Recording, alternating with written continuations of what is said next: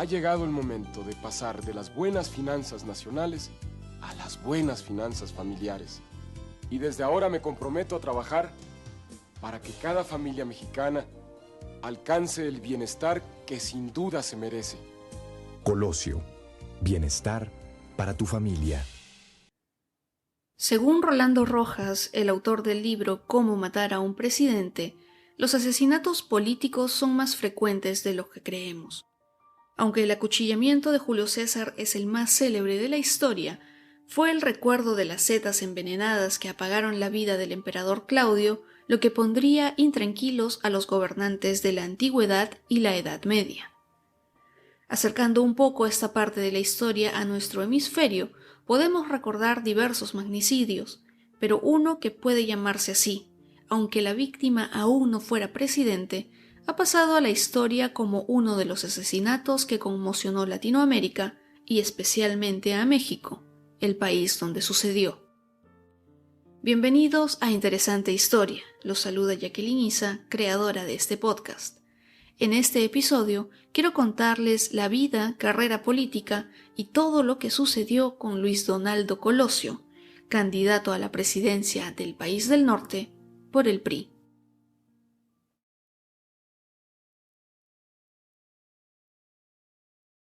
Si tengo que yo decir el legado que me dejó mi padre, es que en cualquier cosa que yo me desenvolviera, sea política o sea otra cosa, él siempre nada más me exigió ser feliz, ser honesto y ser una buena persona.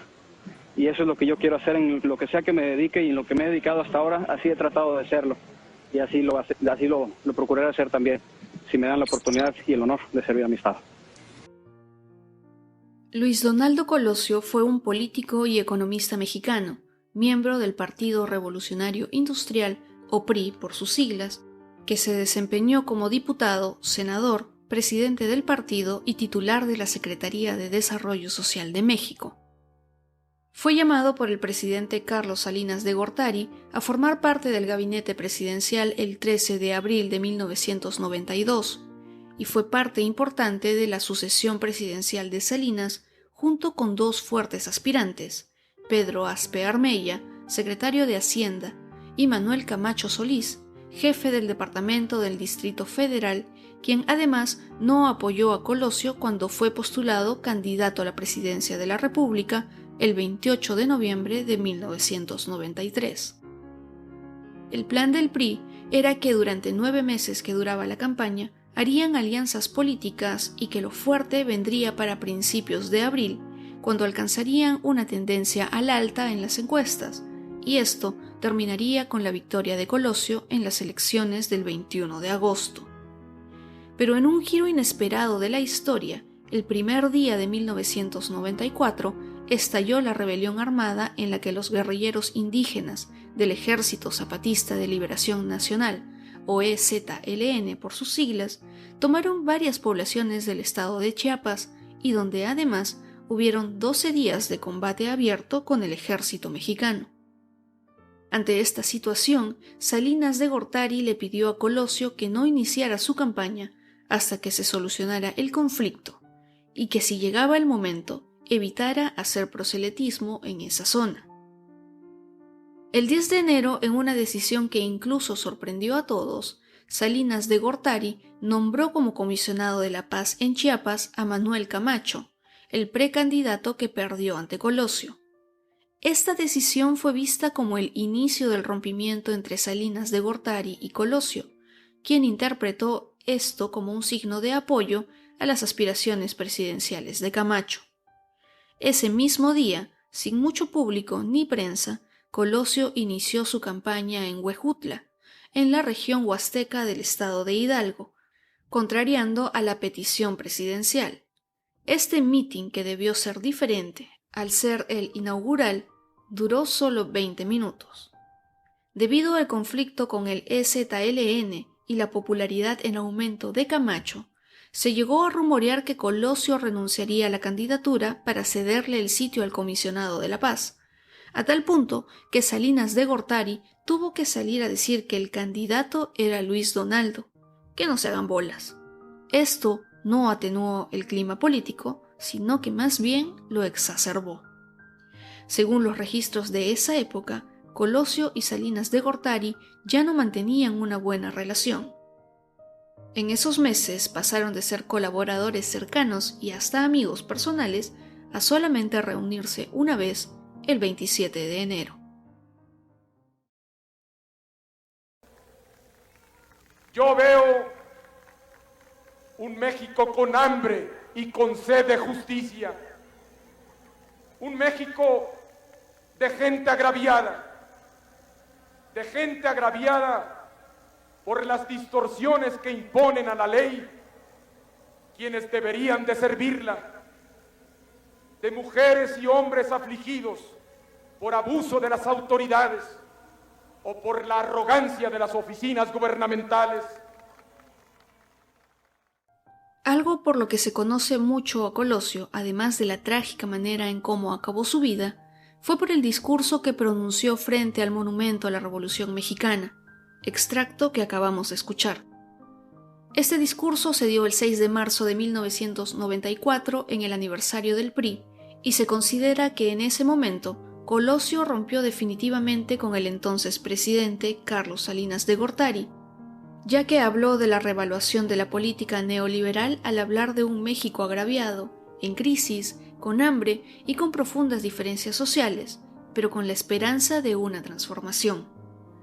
Lo políticamente significativo de ese discurso, que no se alejó de las tesis del liberalismo social planteadas por el salinismo desde 1988, era que propuso un alejamiento del PRI con el gobierno, estableciendo límites constitucionales al presidencialismo, dándole más facultades al Congreso de la Unión, lo que significaba una reforma profunda al sistema político, y que también significaba un rompimiento con el régimen que lo había llevado hasta donde estaba en ese momento.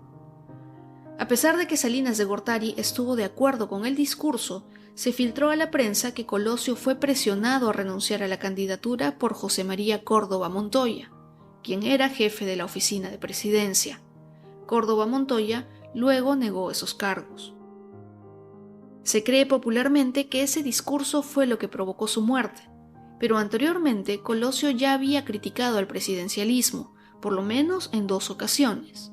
Una de ellas fue en la 14ª Asamblea Nacional del PRI, donde expresó su deseo de transformar el partido para que prevalezcan los métodos democráticos, se deseche el autoritarismo, la política burocrática, los dogmatismos y la arbitrariedad.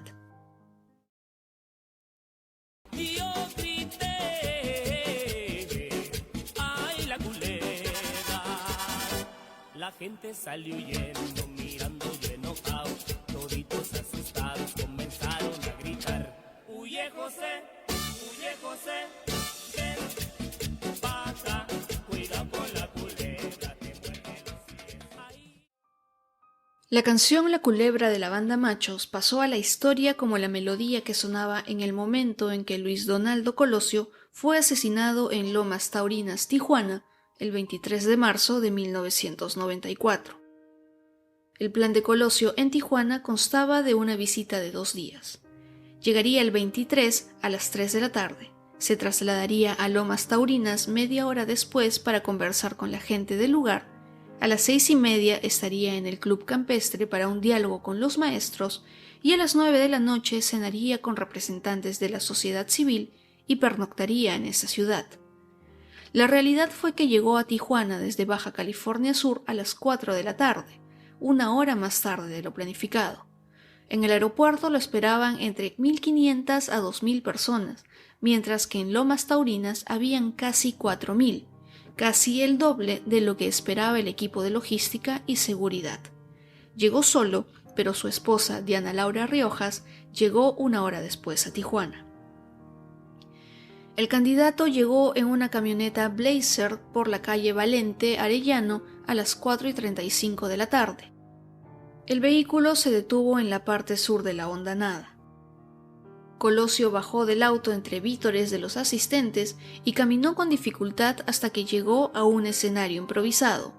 Su primer círculo de seguridad estaba formado por integrantes activos y en retiro del Estado Mayor Presidencial, quienes lo protegían entre los empellones de la gente. El mitin duró 35 minutos y a las 5 de la tarde con 9 minutos, Colosio terminó su discurso y se dirigió con su comitiva de regreso a la camioneta Blazer, que lo llevaría al Club Campestre para que continuara con su agenda. El maestro de ceremonias pidió a la gente que despidiera a Colosio mientras en el fondo sonaba la canción La Culebra, y se suponía que el segundo anillo de seguridad conformado por el grupo Omega debía cortar el acceso de la gente hasta Colosio, pero tal era la cantidad de hombres, mujeres y niños que se le acercaban para saludarlo y entregarle peticiones que se les hizo muy complicado. Frente al candidato caminaban el coronel Federico Reinaldos del Pozo y el mayor Germán Castillo, mientras que detrás venía el general Domiro García Reyes. En el flanco izquierdo iba el ex policía Fernando de la Sota, líder del grupo Omega, y en el derecho el teniente Miguel Cimbrón. A las 5:12 minutos, cuando Colosio había caminado alrededor de 13 metros y medio en la explanada, uno de los asistentes logró penetrar el círculo de seguridad, puso un revólver Taurus calibre 38 cerca de su oído derecho y disparó. Inmediatamente, el agresor hizo otro disparo que alcanzó al candidato en el abdomen, luego de lo cual cayó inconsciente, sangrando profusamente de la cabeza. Sus guardaespaldas lo llevaron como pudieron al Hospital General de Tijuana, donde llegó 10 minutos después del atentado. A las 5:20, Colosio entró en paro cardiorrespiratorio, pero con pulso, y fue llevado a la sala de operaciones donde se le realizó una craneotomía y una laparotomía exploratoria de manera simultánea. Los médicos realizaron diversas maniobras para tratar de salvar la vida del paciente, pero médica y clínicamente fue imposible por la gravedad de las lesiones, especialmente la de la cabeza. Lamentablemente, a pesar de todos los esfuerzos que los médicos realizaron, Colosio fue declarado muerto a las 7:45 de la noche. La prensa, curiosos y simpatizantes de Colosio, que eran aproximadamente 600 personas, estaban fuera del hospital esperando noticias, pero la directora Rosalinda Guerra declaró a las 7:50 de la noche que esperarían hasta que terminara la cirugía craneal para brindar alguna información, aunque para ese momento el candidato ya había fallecido. En ese momento, las cadenas de televisión interrumpieron sus programaciones y se enlazaron con corresponsales que estaban en Tijuana. Ya que no había una versión oficial sobre el estado de Colosio, se comenzaron a tejer conjeturas sobre si Colosio podría continuar como candidato si quedaba en estado vegetativo o si lo trasladarían a San Diego, en Estados Unidos, para recibir atención médica especializada. Hacia las 8 de la noche se comenzó a especular que Colosio ya había muerto, pero solo fue confirmado 47 minutos después, cuando Lievano Sáenz, secretario de Información y Propaganda de la campaña, visiblemente afectado, anunció el fallecimiento del candidato en el vestíbulo del hospital.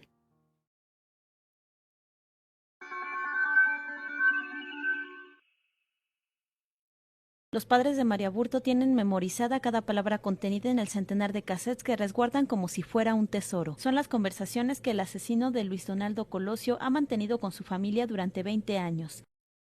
María Aburto asegura a sus papás que durante las investigaciones del magnicidio que sacudió a México hace 2 décadas, las autoridades utilizaron a otra persona que se parecía a él. Después que Colosio recibió los 2 disparos y en medio de toda la confusión, los guardaespaldas capturaron a un hombre de unos 25 años, de complexión delgada, tez morena y pelo rizado, vestido con pantalón jean y una casaca negra. Este joven fue identificado como Mario Aburto Martínez, que en ese momento estaba siendo protegido de los enfurecidos asistentes al mitin que querían lincharlo. Al estar inmovilizado, Aburto gritaba que no había sido él, sino que fue el ruco, refiriéndose a Vicente Mayoral, uno de los integrantes del grupo de seguridad, quien también fue detenido. Los guardaespaldas subieron a Mario Aburto a una camioneta Suburban negra que avanzó entre el tumulto. Estaba herido en la cabeza, cubierto de sangre, con la camisa abierta y esposado. Lo trasladaron a una delegación de la PGR y ahí fue interrogado por primera vez. Este interrogatorio fue bastante desordenado, ya que estaban presentes unas 15 personas entre miembros del Estado Mayor, policías judiciales y agentes del Ministerio Público. Según la opinión de la Subprocuraduría Especial, este interrogatorio no tuvo orientación criminalística. Aburto fue acusado de los delitos de homicidio calificado y portación ilegal de un arma de fuego. Lo trasladaron a la Ciudad de México la mañana del 24 de marzo y de ahí al Centro Federal de Readaptación Social número 1 en Almoloya de Juárez, Estado de México. Según la investigación de la periodista Laura Sánchez, quien escribió el libro Aburto, Testimonios desde Almoloya, el infierno de hielo, este hombre ha estado prácticamente aislado desde hace más de 23 años, inclusive de su familia, y solo 7 personas ajenas al sistema de prisiones lo han visto. Sobre Aburto hay mucho misterio. Inclusive se llegó a hablar de una conspiración en la cual estaría implicado otro hombre y se les ha llegado a llamar los dos Aburtos. Pero el Mario Aburto que está en la cárcel es en sí un misterio, ya que según los reportes psicológicos no habría un solo resultado, sino 3. El primero lo define con rasgos narcisistas, conductas antisociales y poca tolerancia a la frustración. El segundo dice que tiene personalidad paranoide y sociopática. Y finalmente el tercero lo encontró con una personalidad borderline, es decir, que se trata de un paciente psiquiátrico con emociones turbulentas que a veces tiene acciones impulsivas. Sin embargo, la periodista Sánchez encontró a una persona totalmente distinta en las visitas que le hizo a Aburto en prisión. Lo definió como una persona muy culta que tendría tendencia a ser violento por su relación con la madre. Algunas personas, incluida la familia de Aburto, creen que Mario fue utilizado como un chivo expiatorio y que habría sido otra persona quien asesinó a Luis Donaldo Colosio. De hecho, en la primera parte de la investigación se detuvieron a 4 personas más, pero luego se desestimó esta sospecha ya que se determinó que había sido el trabajo de un asesino solitario. Es así como hace más de 23 años, Mario Aburto ha estado encerrado en una celda de 6 metros y desde 2013 no tiene contacto con su familia cuando se interrumpieron las llamadas con él, quien fue recientemente trasladado a la cárcel de Huimanguillo, Tabasco, en el sureste de México. ¿Quiere mandar un mensaje usted al pueblo de México, señora, a nombre del señor Colosio? ¿O a nombre de su familia? Bueno, creo que ya lo dije en el mensaje de hace rato, que creo que son momentos en donde debemos de unirnos mucho, en donde debemos de pensar que nuestra familia, nuestra comunidad, nuestro México es algo muy importante y que nosotros debemos de seguir trabajando porque haya paz, porque haya convivencia, porque haya concordia, para poder salir adelante en esta vorágine de acontecimientos que nos han afectado mucho en los últimos tiempos. Le agradecemos su atención. ¿Hay algo más que quiera agregar, señora? Que cuenten con esta mexicana, con todo su entusiasmo, con todas sus fuerzas para seguir trabajando por el bien de mis hijos, de mi familia, de mi comunidad, de mi México, con todo mi amor. Diana Laura Riojas vio cómo su hermana quedó viuda muy joven y decidió no casarse nunca. Se mudó a la Ciudad de México y se matriculó en la Universidad Anáhuac, donde terminaría sus estudios de economía. Debido a que había hecho un traslado de universidades, tuvo algunos problemas para convalidar algunos cursos, por lo que tuvo que revalidar macroeconomía, que era impartido por un profesor norteño natural de Magdalena de Quino, Sonora, que recién había llegado de Austria, donde había terminado sus estudios de posgrado. El profesor era Luis Donaldo Colosio. En 1984, Diana Laura claudicó su idea de no casarse y contrajo nupcias con Luis Donaldo, con quien tomó la decisión de poner en pausa su vida laboral para apoyar exclusivamente la carrera política de su esposo. Un año después nació Luis Donaldo y 6 años después llegó Mariana. En marzo de 1990, el médico de la familia, Misael Uribe, le diagnosticó a Diana Laura cáncer de páncreas y ante ese diagnóstico, Luis Donaldo se planteó dejar su carrera política, pero ella lo impulsó a seguir. Así pasaron varios meses desde el asesinato del candidato tiempo en el que Diana Laura estuvo presente en ceremonias, viajes y además creó la Fundación Luis Donaldo Colosio, que buscaba preservar su memoria. Durante sus viajes por Europa presidió la ceremonia de instauración de la Cátedra Luis Donaldo Colosio en el Instituto Internacional para el Análisis de Sistemas Aplicados, o IASA por sus siglas en inglés. También fue recibida por el Papa Juan Pablo II, quien le dio la primera comunión al pequeño Luis Donaldo. Finalmente cumplió su sueño de visitar el santuario de la Virgen de Lourdes y a su regreso a México fue internada en el Hospital Médica Sur. Ella sabía que no tenía mucho tiempo más, por lo que redactó sus últimos deseos de que Luis Donaldo y Mariana vivieran en Monterrey bajo el cuidado y tutela de su hermana Hilda Elisa. Diana Laura falleció debido a su enfermedad el 18 de noviembre de 1994, solo 8 meses después que su esposo fuera asesinado en Lomas Taurinas. Ambos, Luis Donaldo y Diana Laura, están sepultados en un hermoso mausoleo en el cementerio de la ciudad de Magdalena de Quino, y aunque han pasado muchos años desde el magnicidio, recibe diariamente la visita de decenas de personas procedentes de varios lugares. El mausoleo es considerado un sitio histórico de la ciudad.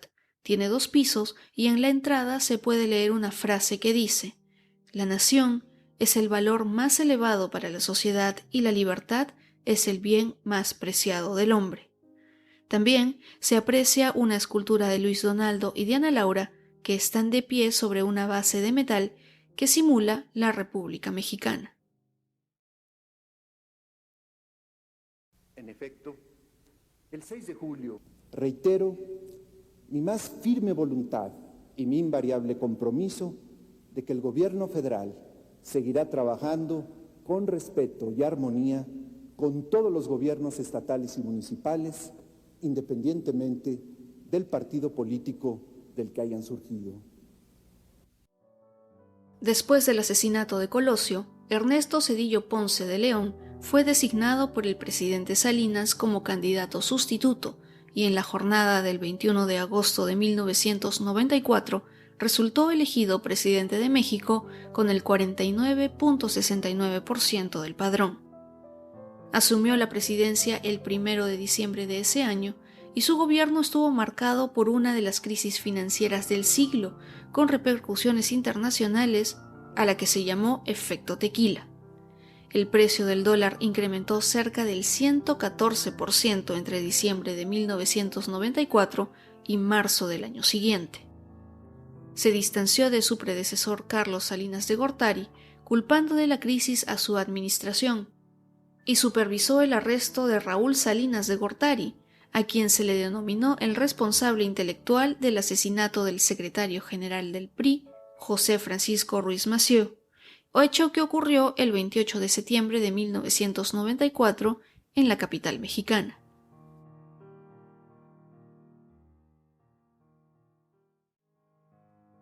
Lamentablemente, el asesinato de presidentes o personajes como Colosio no es una novedad para nuestra historia o nuestra realidad.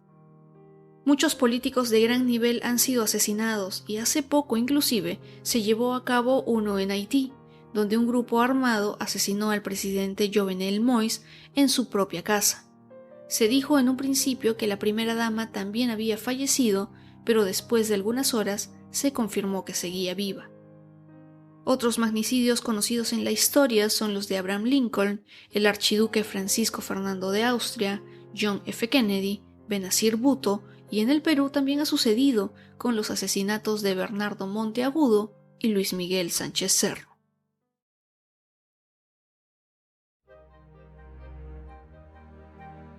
Esto fue Interesante Historia, un podcast creado y producido por mí, Jacqueline Isa. Cada semana conoceremos algo nuevo de la historia y lo que la hace tan interesante. Para contenido adicional pueden visitar @interesantehistoria en Instagram y Facebook. Este podcast está disponible en Spotify, YouTube, Apple Podcasts y donde sea que disfrutes tus programas favoritos.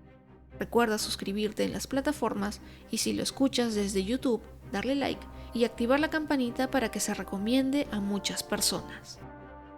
Interesante Historia regresa con más la próxima semana.